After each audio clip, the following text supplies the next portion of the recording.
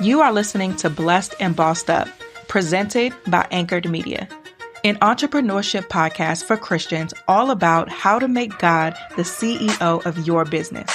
Get ready to be inspired, challenged, but well-equipped to live and build your destiny His way.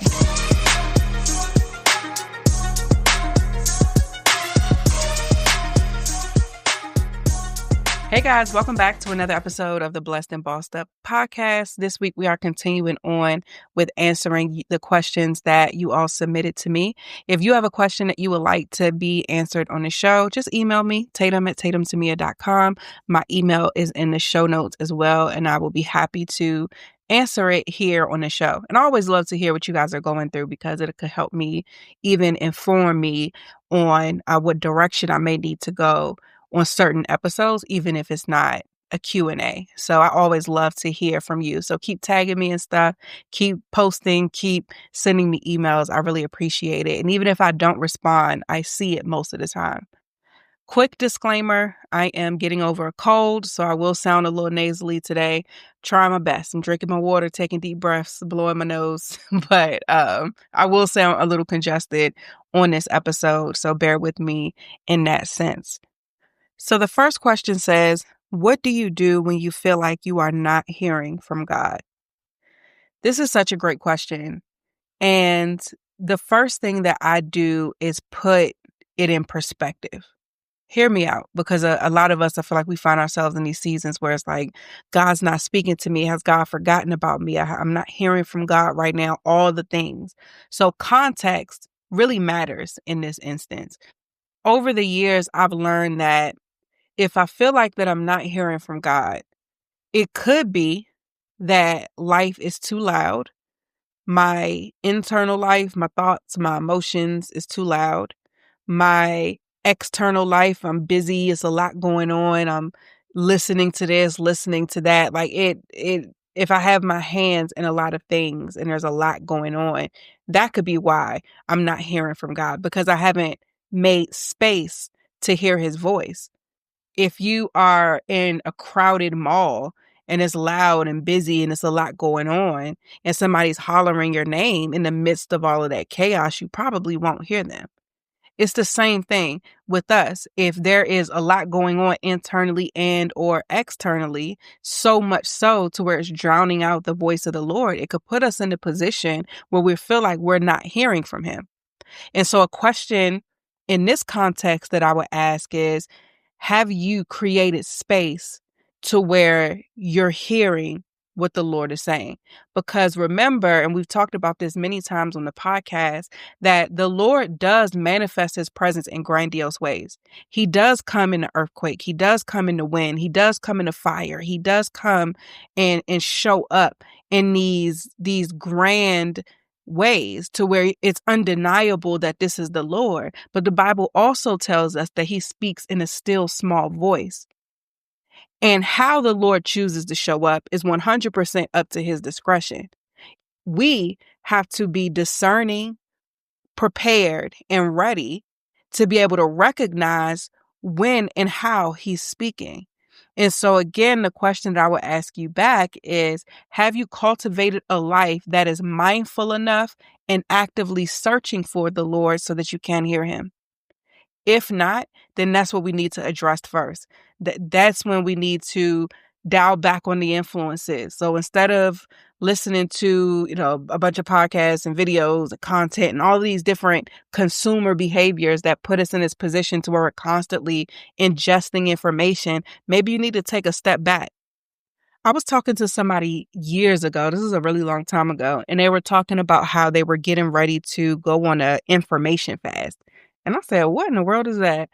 And they were talking about how they just felt like they were just ingesting too much information. There were things that they may be interested in, so they're reading about that.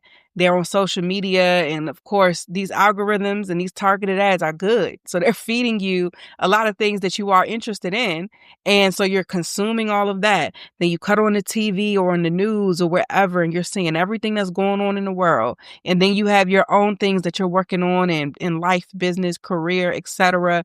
And so she was like, she was at a point where it was just so much information that it was overbearing. And she felt like she needed to take a step back from it so that the voice was the loudest, was the Lord's. And that's something that I think about often.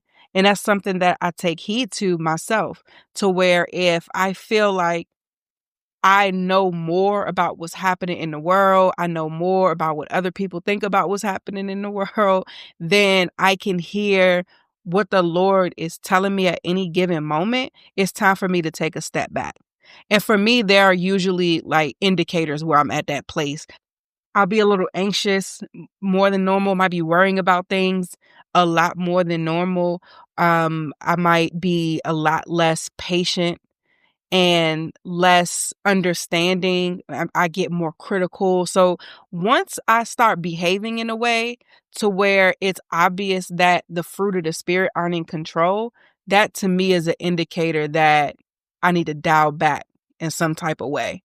And usually that works. I'll just disconnect from most things like social media. I won't read a lot about what's going on in the world. I kind of just lock into real life, remain very present and kind of detached from everything else. And of course, focusing all of that extra time and attention on the Lord. And that usually directs me back to a place to where the fruit of the spirit are more prevalent.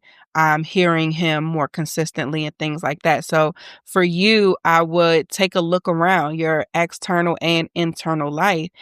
Do you have a life that's conducive for you to hear from the Lord? Now, that's one context. I'm giving different options because this question is so broad. We have to apply it to specific scenarios in order to really know what to do. Another way in which you may find yourself in a place where you're struggling to hear from the Lord is, let's say you're in a season where the Lord is intentionally quiet so that you can apply what it is that he's been teaching you. One thing that I can appreciate about being a parent is it really gives me a lot of insight and context to how the Lord deals with us as our parent.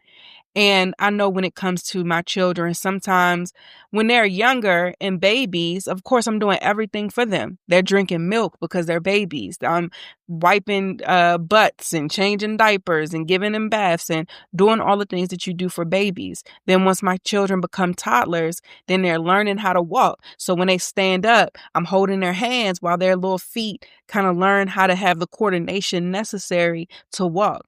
And then after a while, I let their hands go. And then they wobble a little bit and fall and I catch them. And then after a while, I don't catch them anymore. I put them in a position where they're about to walk or they stand up to walk and they may stumble and I let them fall. In a way to where it's appropriate and safe, of course, but I let them fall because then at that point, you have to learn how to get back up and try again. And so that approach, what started off when they were babies as being super hands-on, I'm talking and teaching and actively molding them day in and day out, becomes a little bit less hands-on and then more so about me verbally encouraging. Hey, you got it. Go ahead. You can do this. Or, hey, you need to do this. When this situation happens, do that. Then it gets to the point where I'm not saying anything anymore. I'm not holding your hands anymore. I've taught you enough to where you can apply now what you've learned for yourself. And I'm quiet. I'm still there. I'm still watching. If it gets too far, I will intervene. However, I'm quiet. And I think of seasons with the Lord that same way, to where I may feel like, God, you're not speaking to me right now. I feel like I'm not hearing from you. I like to take a step back and think of the context of the situation of, am I in a season right now that the Lord has prepared me for? And now it's just time for me to apply what he's taught me. If the answer is yes, then I'm just going to go about doing what he's called me to do. Continue to spend time with him, continue to worship him, continue to honor him, of course. But I'm not taking personally if he may not be as vocal in whatever way I may be used to, because I look at him as a parent who's letting me go ahead and apply what it is that he's taught me. And so think of it like that. Are you in a season where the Lord has been preparing you for such a time as this, and now it feels like he's quiet? I would say he might just be letting you go ahead and do what he's prepared you to do. And even in those moments, still recognize that the Lord is still moving though. So don't look at it as like, okay, I don't have to commune with the Lord because he's in a season where he's letting me do my thing or he's letting me apply what he's taught me. No, still honor him. Still look for the ways in which he intervenes, because he does. He may not be speaking, but his hand is always there. Still look for honor and appreciate the ways in which he intervenes. Still study your word and seek him and the word for wisdom. And because some things he may give you wisdom and clarity on. You get what I'm saying? But sometimes there may be seasons where he is a bit more quiet because it's time for you to act on what you've been prepared to do. So that's another context and how I would suggest handling it. And here's the thing I want to emphasize, because this underscores every answer that I'm going to give to any question. A big mistake that a lot of us make as believers as we're growing in our faith is we have this work-based faith mentality. And that's where we start a lot of the times, where it's like, okay, I'm going to start going to church. I'm going to start reading my Bible. I'm going to start doing what I think is appropriate for a Christian to do. And then you may find yourself around other Christians, whether it's church or any type of community that you find yourself in. And so now you have this Christian community with all of this Christian behavior, but no foundation of a relationship has been set. And I feel like this is how people get so easily spiritually manipulated, especially in today's day and age where you have access to so many digital communities and these online pastors and all of that, where you're looking at these people to tell you how to have a relationship with God without you really establishing and knowing that you can establish an intimate relationship with the Lord for yourself. And it is through that connection and relationship that you have as an individual with your creator that will give you clarity to a lot of the questions that you ask me. Right. And I'm not saying to say don't ask me questions, but I want to redirect you back to the foundation of all of this, which is a relationship with the Lord. Because if I have a consistent connection and relationship with the Lord, where I have surrendered my life to him, where I'm reading my word, where I am praying and communing with him daily, where I am looking for him in all things that are happening on a day-to-day, when I'm studying my word to understand his character, when I'm reflecting and journaling on the things that he's showing me, when I am in a place to where he has my heart and my focus and my attention, if I am truly in that place, that I will be able to navigate different seasons a lot easier and with a lot more context and wisdom. So if I get to a place where it's like, I feel like I'm not hearing from God, I can realize like, oh, well, because the last 6 months, he's been really dealing with me on forgiveness. And every day we've been talking about forgiveness, but now he's quiet. Let me go back to my prayer journal to see what are some downloads that he gave me. The Lord told me to call my father and tell him that I love him and that I forgive him. Let me go ahead and do that. The Lord told me to call that person that I had an issue with and apologize for my behavior. Let me go do that. And then after you do that, you start realizing that now the Lord has a lot more to say.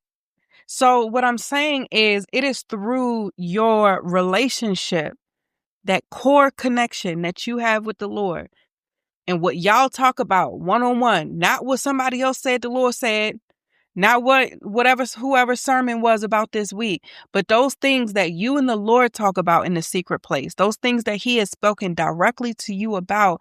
If you're in that place where that level of closeness and intimacy has been established, then you have a lot more wisdom when it comes to these various situations. So you're no longer focused on, well, what do I do? I feel like I'm not hearing from the Lord. You have enough closeness to know, like, man, I know God just quiet because I ain't did the last thing. I'm sitting here asking him for a new job. He told me to forgive my daddy. Let me go ahead and call him because I know that's why.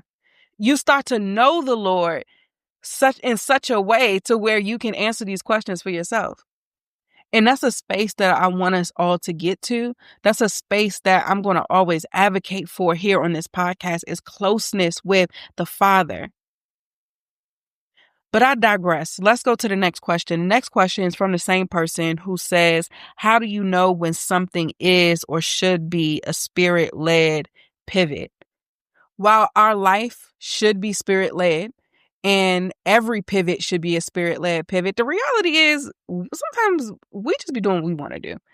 And we have our own goals and hopes and dreams and desires and ambitions that sometimes do not align with the desires or timeline of the Lord. And so, as we know, we're in this conflict often of his way versus our way. And I believe there are a few ways to discern which is which. First things first, the Lord will never go against his word. We could bet everything we have on that. So if you're unclear on if something that the Lord is telling you to do, the first place you should look is in the Bible to see if the Lord has given somebody an instruction to do something similar. A lot of the modern, this is why I think the disconnect happens sometimes. A lot of the modern issues we have, we may not see in the word, but the underlying principles are all there. So if you're somebody who, let's say you feel that the Lord is calling you to make a move, to move out of your hometown, and you're not sure if this is you or if it's the Lord. You don't have any instructions other than you know that, man, I really feel in my spirit that I need to go. The Lord is calling me somewhere else. Or I had this dream and the Lord showed me that I need to move out of this city. Whatever the case, but let's use this for an example. You can go to the word and look at Abraham and how the Lord told him to leave his family and see how that went. There is always a reference point in the word for anything that we go through in this life, which is the rationale even behind the Bible on Business series, is to show all of the ways in which the Bible is useful to entrepreneurs. But I understand too that some of you may be like, how do I know where to go? And this is where we can tap into modern times and just look it up. I'm not an advocate for someone being a newer Christian using AI tools like a Perplexity or ChatGPT to Bible study. You have to get into your word for yourself. But I do think that it is useful to find a reference point for you to then go back into your Bible to see. So if you say, hey, I am dealing with this, I feel that the Lord is calling me to do X, Y, Z. I'm not sure if it's me or God. Who in the Bible has dealt with something similar? What scriptures are relevant to this situation? Leave it at that. Don't ask it to give you no theology. Don't ask it to preach to you or nothing like that. Just ask it for a reference for the historical document. And then you go back to the text. Get you a study Bible, not the Bible app on your phone, a study Bible that has corresponding scriptures, reference points, an index in the back, charts, maps, profiles, etc. Get you a detailed study Bible. And I'll put the one that I always recommend in the show notes for you as well. And then you study that way. You could also just get the study Bible first and go to the back of it and look for different words that may be relevant. Look in the concordance, the dictionary, the index for different words that are relevant to what the Lord has told you, and then use that to go, because it'll give you the definition and where to look in the text, and then use that. And then if you see in the margin any corresponding scriptures, go and read that too. And then in the bottom where they are providing commentary based upon what you're reading, read that too. So this is your first step. Whatever it is, whatever instruction that is upon you and you're trying to discern, is it me? Is it God? Take it back to the word. If it goes against any of the principles in the word, it is not the Lord. Now, to be honest, a lot of the times the decision that you have at hand will pass the Bible check. it's those things that are not against his word, but are so specific that it's like, is it me? Is it God? Right? So you kind of find yourself back at step one, even after you do this step. But this step is still one that you shouldn't skip, because you do want to make sure that what you're doing, whatever it is, should you do it, it's in alignment with the word. And also, as you're doing all that studying, you're going to get wisdom for how to go about it anyway. The Holy Spirit will reveal what needs to be revealed even in that step. So don't skip it, because as you're in the word and you're studying, the Holy Spirit will probably answer you right then and there and give you the clarity that you need. But should you find yourself verifying that what you're doing is not against the word, but you're still stuck with is this what the Lord is calling me to do in this season? I will tell you in this instance to use wisdom.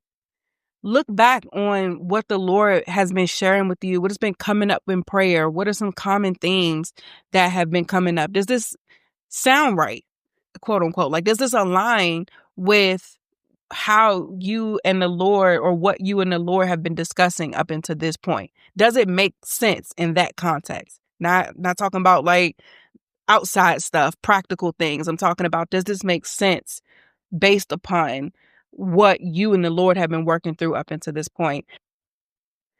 The next question I have is actually a great segue to this, and my answer to this next question will really expand upon what I was just saying as well, but let me go ahead and move on to that one. It says, congratulations on your grand finale. She's talking about my daughter. I just had a baby girl in April and I feel led to pursue my doctorate. How have you managed this season, or what advice do you have for a mom, wife, entrepreneur pursuing higher education? Also, I'm very behind on the podcast, so apologies if you address this. What made you pursue law school? So I'm going to answer the law school question first, because this was very much so what I thought was a spirit-led pivot, but what I've realized within this last week was just a continuation on what the Lord had already been doing. But I didn't have enough wisdom in my own right to recognize it initially. So the Lord first led me to law school. I think it's been maybe 2 years now. I wasn't even pregnant yet at this time. So this had to be, I don't even know, y'all. Listen, I don't know, but it's been a minute. And it was random when I first got the download. It was very random. I was actually watching Law and Order at the time, and I hear the Lord say, "Go to law school." And I was like, surely, like, this is just a good episode. Because God, when I got my MBA, I was finished. So I don't know what he's talking about. Surely this ain't even the Lord. Like, this has to be me. I'm just into this episode right now. Olivia Benson during her thing. So I feel like I need to go to law school so I could be a prosecutor or something. I don't know. That's what my mind immediately dismissed it as, that, especially because I was actively watching a court show. So I left it at that. And it maybe a couple weeks had gone by. And I could not shake the go to law school, go to law school. It was just continuously coming up in my mind, in my heart.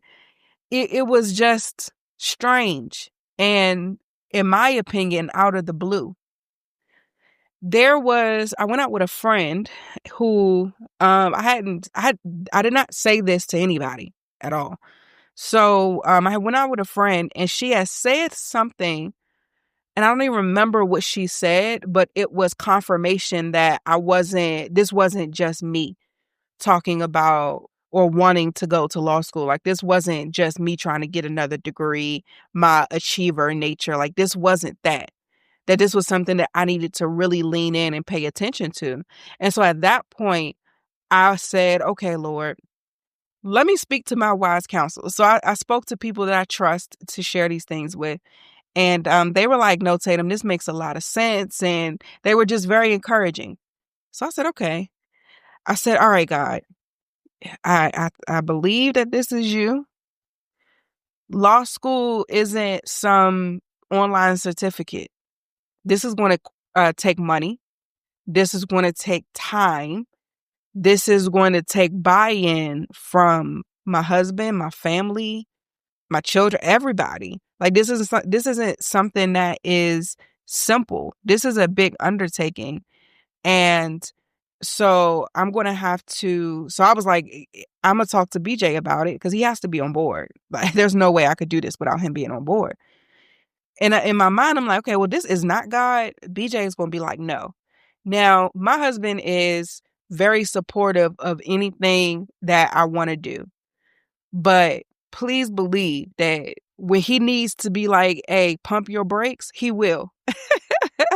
And so I love that. Like, he really lets me do my thing, but will like tell me to reel it back in.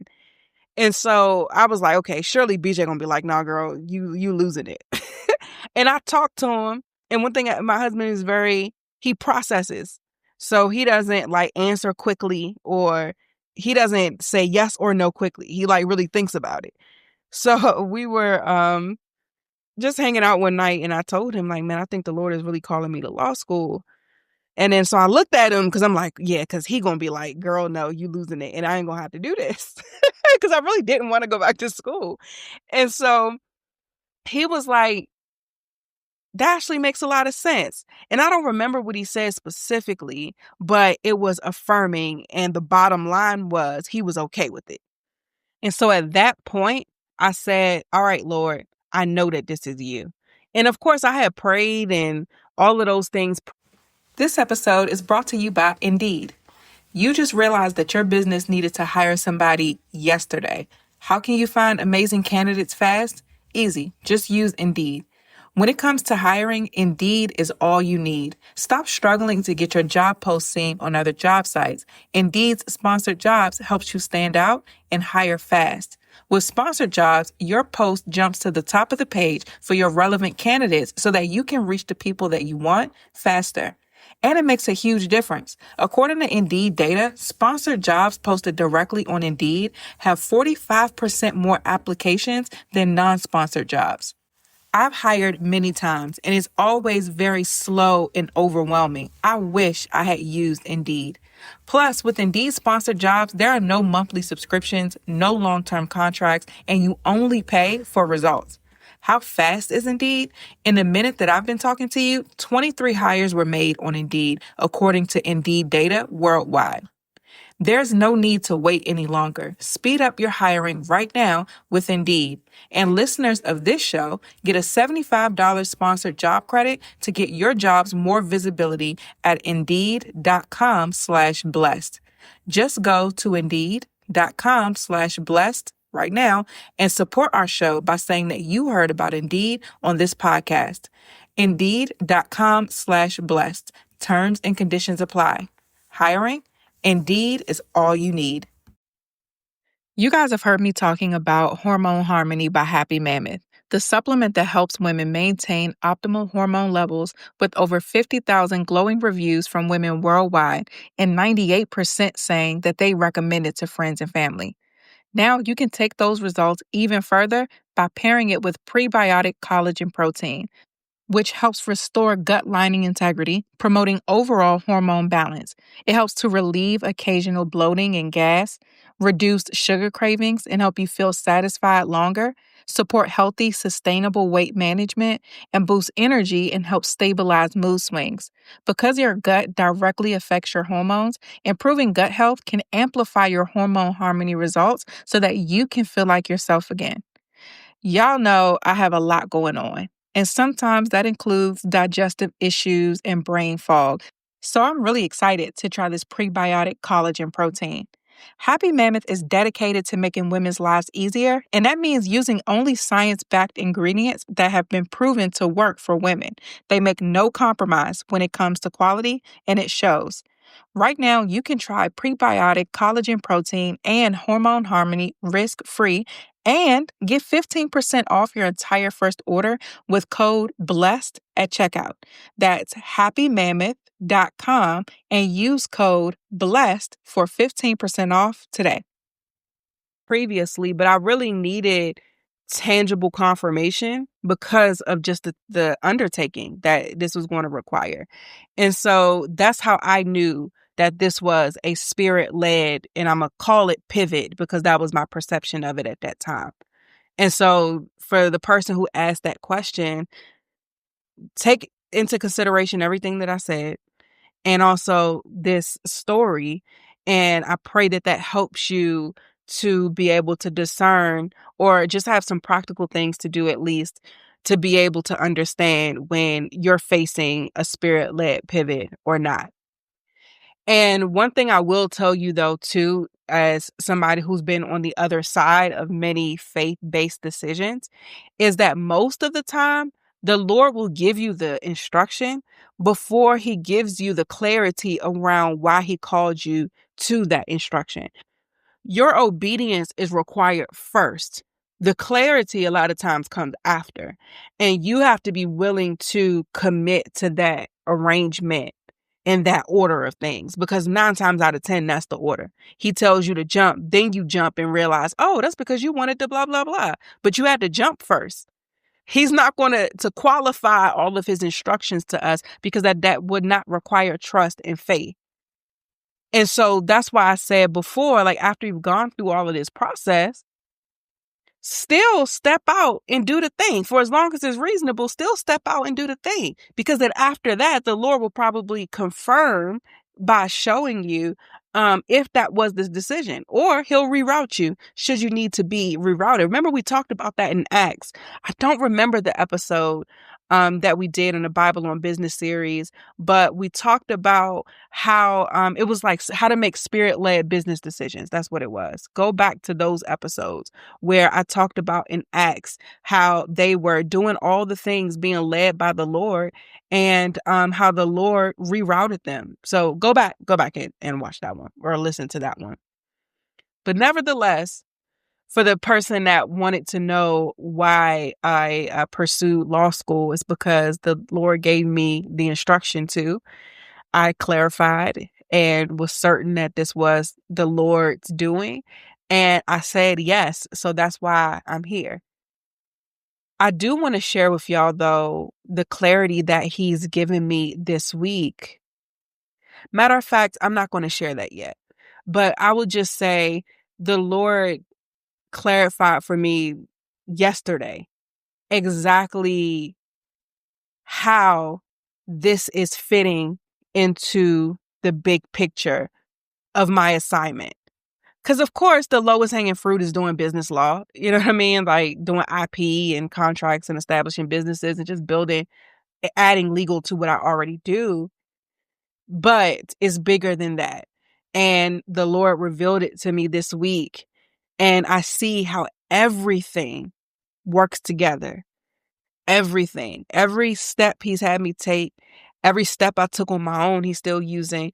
Like it just makes so much sense. And I'm not going to tell you guys exactly it yet because I do believe that it's premature. But at the right time, I do want to go into specifics about that. But this is maybe a year plus after I said yes, because I had to look for schools, sign up for the LSAT. I had to study for the LSAT. I had to apply for schools and all of that. Then I started school. We're in like midterm. We just finished midterms. So the yes I gave the Lord is like over a year ago. And I'm just now getting clarity on why he has me here. So I do want to remind you guys of that. Don't think because you don't have details that it's not God. He requires our obedience and our full trust. If what he's sharing with you requires you to have faith, it's probably, it's pointing to that's the Lord. So don't try to mix in your own understanding with wisdom. Wisdom comes from the Lord. So I want to make sure I say that. Wisdom is not what you understand. It comes from the Lord. And so understand that when he is giving us these instructions, most of the time they don't come with details, but you have to say yes anyway. And you'll figure out why later, whenever he says it's time for you to know. Back to the second part of this question. She says, how do you manage this season, or what advice do you have for a mom, wife, and entrepreneur pursuing higher education? I went through this a lot of my advice in the last episode at the end, where somebody asked how to prepare for motherhood, marriage, and entrepreneurship. So I would go back and listen to my answer to that because I have the same answer here. But I do want to provide some practical tools for those of you who are in this phase of life and also going back to school. The first thing you need to do before school starts is to gather your team and come up with a system that creates a life that allows you to pursue higher education. So what I mean by that is, soon as I found out I was pregnant, I'm like, okay, I'm due in June. School starts in August.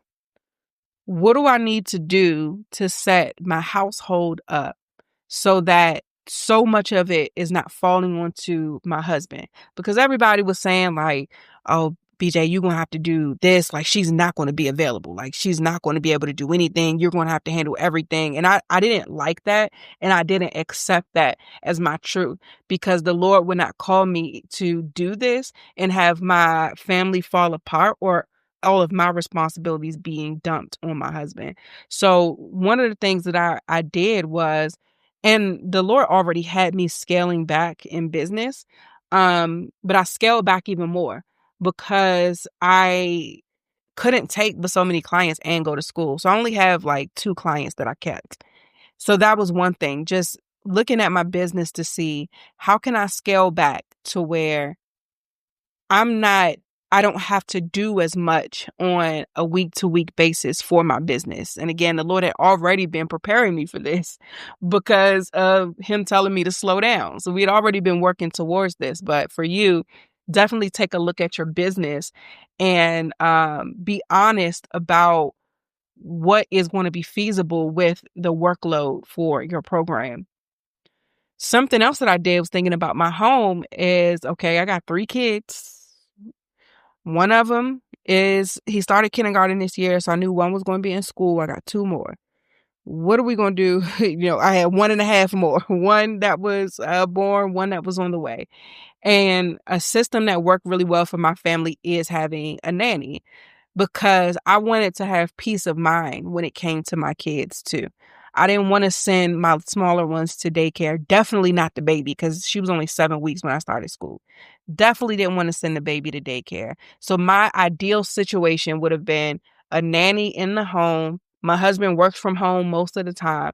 I knew that would allow the structure that worked well for my family, and also the peace of mind that would help me be able to focus while I was in school.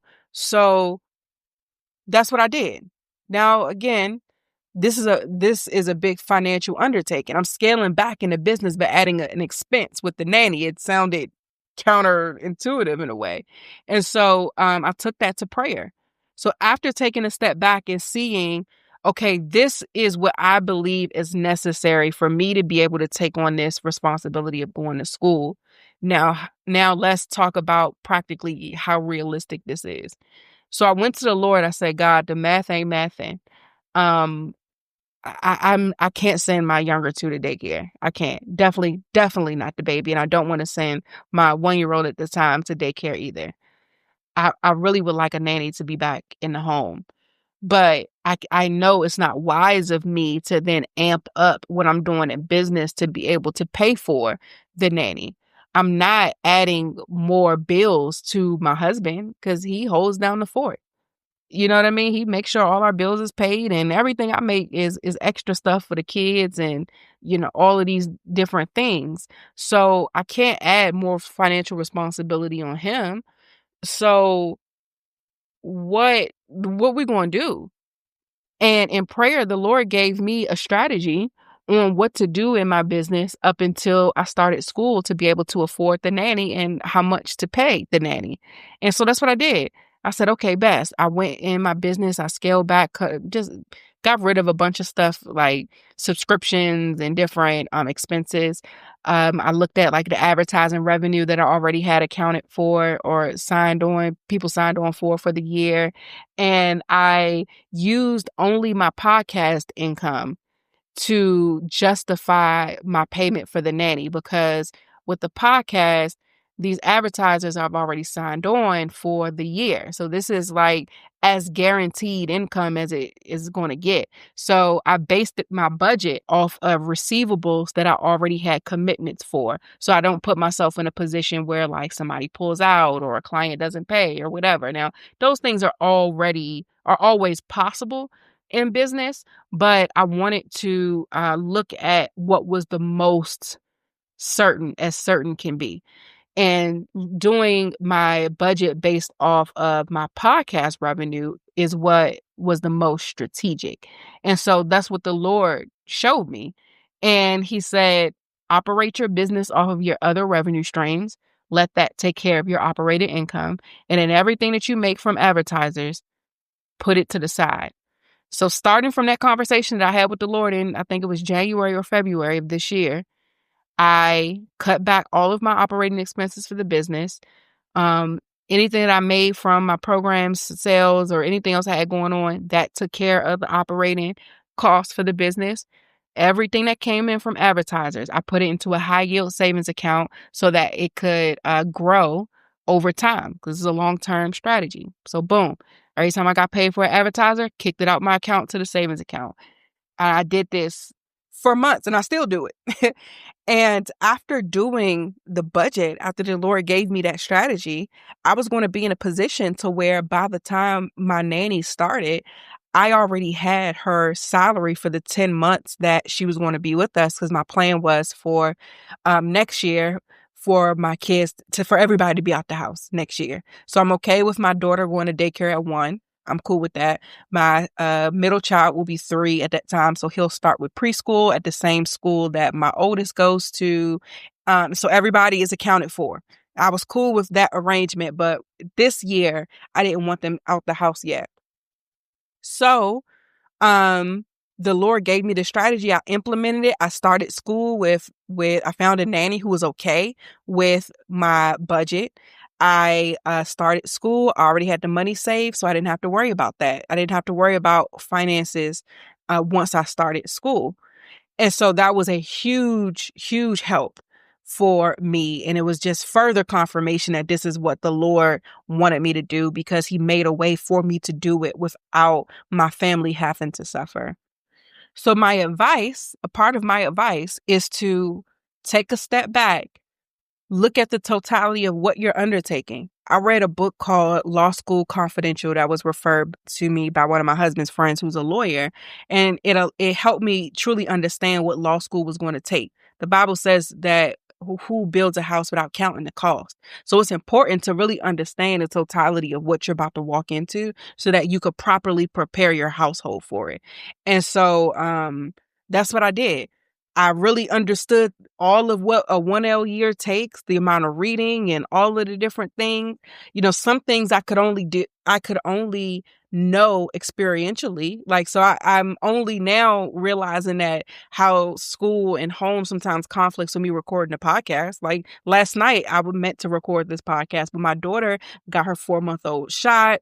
She got a fever. So I was holding her. I was trying to give her Tylenol. She spit it out. So then I couldn't give her more Tylenol, but I didn't want to put her to sleep with a fever. So I'm like sitting there holding her with a diaper on for 4 hours until I could give her more Tylenol, which meant I could not record this podcast last night. And it just is what it is. Like, it is what it is. So I have to do it now, which is fine, which is totally fine. So just some things you will find out and you'll have to adjust as you're in it. However, really seek to have an understanding of what is it going to take. Create a preliminary plan of how you believe that you could best do this, like talking to your family, talking to your husband. I know I talked to mine where I was like, hey, I don't accept that you're going to have to suffer because I am taking this on. What would you need from me? And there's some things I know that he's going to need. Like, I know. But like, anything else you could think of, would you need from me? And so then I'm putting that into the plan. And then knowing that I am still a human and this is the Lord's doing and his will, I take that plan to the Lord and say, God, as a strategist that's way better than me, how does this look? What do we need to adjust? What do I need to cut back on? Where am I getting it wrong? How do I need to budget and save to be able to make this happen? I took it to him, and then he gave me wisdom. And then I implemented the plan. And so far, the plan has been working quite well. Some adjustments had to be made, but the Lord has provided. So, like our nanny, she's in grad school, so she had to resign in order to complete an internship for her degree program. But then my mom offered and stepped up and said, "Hey, I will watch the kids up until the June period where the plan is for everybody to be somewhere outside the house." My mom was like, "Well, I'll watch both kids." And so now I'm saving money. I still, give my mom money, but like I'm saving money, especially at a time right now with government shutdown, this economy and all of that. Like the Lord just continues to make a way.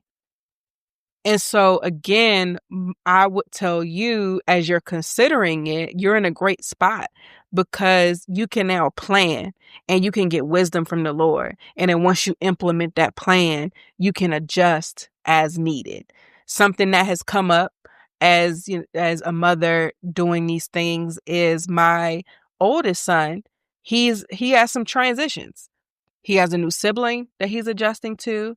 And I'm outside the house at school. So when he comes home from school, I usually come home about 2 hours or so after him. And so he was like, "Hey, can I spend some one-on-one time with you? Mommy, can we just spend some time with just me and you?" So he's vocalizing that he needs more one-on-one time with me. And so that's something that I knew that the kids would need their individual time. And we do a lot together as a family, even with the workload. We go to the pumpkin patch. We have our Saturday walks and do all of these different things as a family. But my son was like, "I actually need even more than that with just you." So some evenings I may be dog tired. And I say, "Hey, let's stay up late with me and watch an episode of a show that he likes." And he'll stay up late and we'll watch episode of Llama Llama on Netflix. He has a field trip coming up with his school. And so I'm just going to skip school that day and I'm going to go with him to his field trip, me and my husband. So he gets that time with us because he asked for it. And so I say all that to say there will be areas where you need to adjust, but the Lord will provide. He will make a way. And having that foundational plan with wisdom from the Lord, any adjustment you have to make won't be catastrophic. Now, on a more practical note, as a student who had other things going on, there are some really awesome tools that will help you in this season. One thing that I discovered over the last few weeks that I am in love with is Google Notebook. And so it's an AI tool specifically for students. It's essentially like this notebook. You upload the source material. So I upload my notes from class, my professor's slides, any practice problem answers that I get wrong or I hesitate about. I upload those with the explanations for the answers. And Google Notebook creates podcasts, videos, quizzes, flashcards, documents like study guides, outlines, briefs, stories, like blog posts. It creates so many mind maps. It creates so many forms of content off of this source material. That has been my go-to source or tool as a student who's also a mom and entrepreneur and all the things. That has been the best for me because what happens is while I'm commuting to school, I'm listening to a podcast on my notes for the class I'm going to.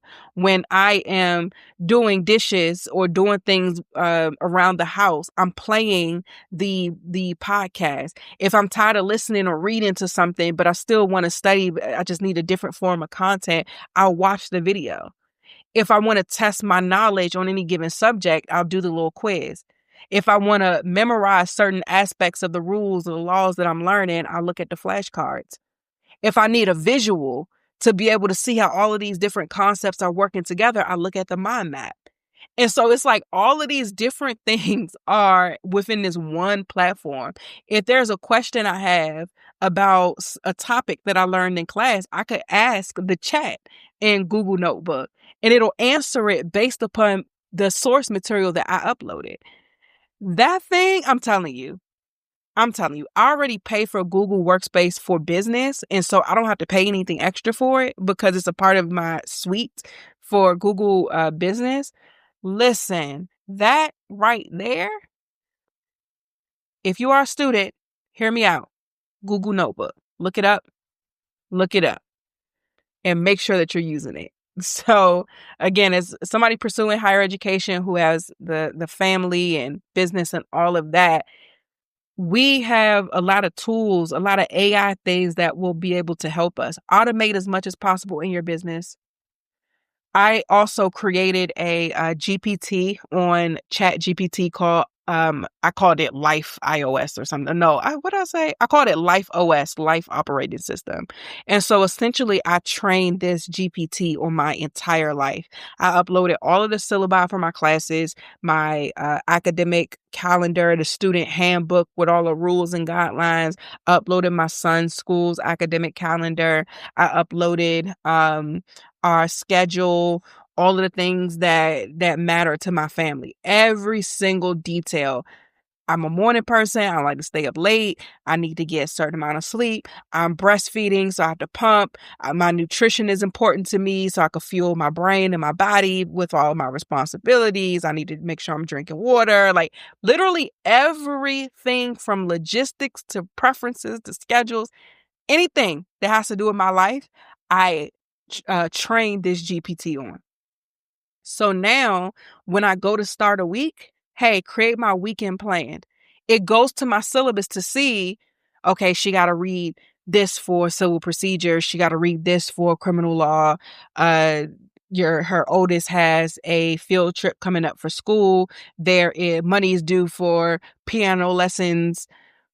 Whatever. The baby is reaching these milestones. The baby's starting solid soon, so she might need to add blah, blah, blah, blah to the grocery list to make puree, whatever, right? It has all of this context. And then I say, hey, create my plan for the weekend.